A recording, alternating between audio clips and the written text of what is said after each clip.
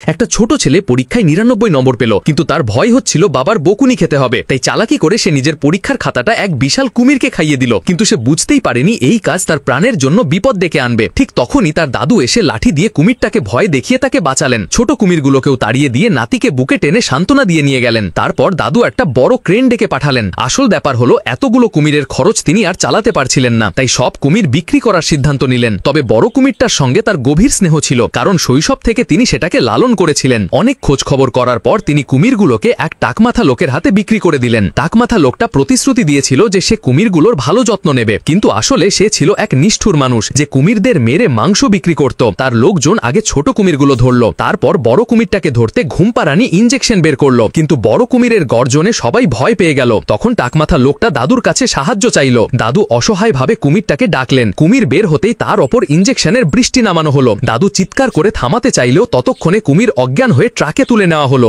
দাদু আর নাতি অসহায়ের মতো চুপচাপ তাকিয়ে রইল। ফ্যাক্টরিতে পৌঁছে টাকমাথা লোকটা কুমিরগুলোকে হত্যা করতে শুরু করলো। সে নির্মমভাবে সব ছোট কুমিরকে মেরে ফেললো। এরপর যখন বড় কুমিরটাকে মারতে যাচ্ছিল তখন হঠাৎ তার ঘুম ভাঙল। রাগে কুমির তার লেজ ঝাঁকিয়ে আঘাত করতেই টাকমাথা লোকটা আকাশে উড়ে গিয়ে অনেক দূরে গিয়ে পড়ল। আর সুযোগ বুঝে বড় কুমির ফ্যাক্টরি থেকে পালিয়ে